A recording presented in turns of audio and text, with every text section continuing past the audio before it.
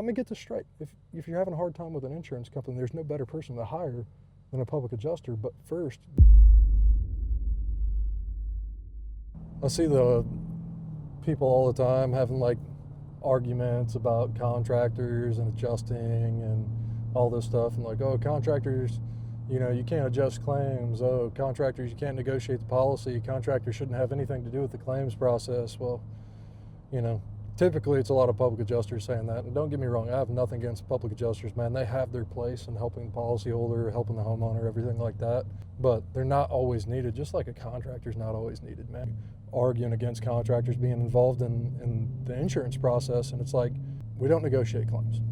I've never negotiated a claim in my life. All I do is document. It's all about documentation. I don't need to know the homeowner's insurance policy. I don't need to negotiate a fair settlement. I need to show the insurance carrier why these code items, these line items are installation requirements or code requirements for installation. And the code is specific. The code say manufacturer installation instructions must be followed, right? And it also says, hey, no deviation from this code is allowed. It's an unlawful practice. So all I need to do is describe that to an insurance adjuster. If this needs to be installed and this is why this needs to be installed, hey, this was left off your estimate. This is why it needs to be included. I don't need to negotiate it. They have their own estimation software. It's called Exactware.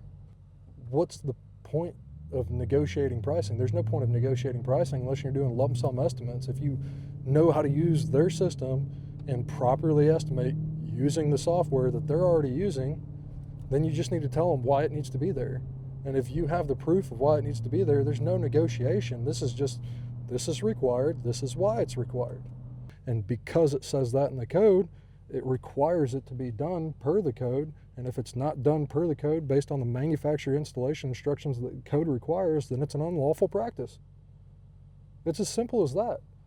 Let me get this straight. If you're having a hard time with an insurance company, there's no better person to hire than a public adjuster. But first, use the resources. Find a great contractor that can help try to get you there by using documentation, supporting codes, and evidence from your property based on the inspection. If they can't get it done and they've done everything that they could do without stepping over that line, then you need to talk about spending a little bit more money to get what you deserve. And that's when that public adjuster comes in line. And then, guys, guess what? Sometimes even public adjusters can't get it done by talking about your policy and negotiating your policy and, all the stuff that they say they can do. And guess what? Sometimes they have to involve a licensed appraiser, or they have to involve an attorney.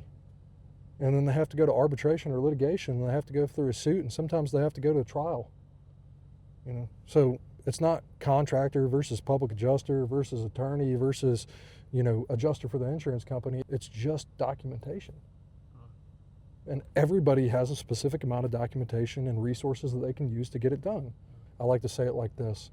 Not every adjuster knows all the codes, knows all the installation instructions. 90% of them were not contractors before they got into property insurance.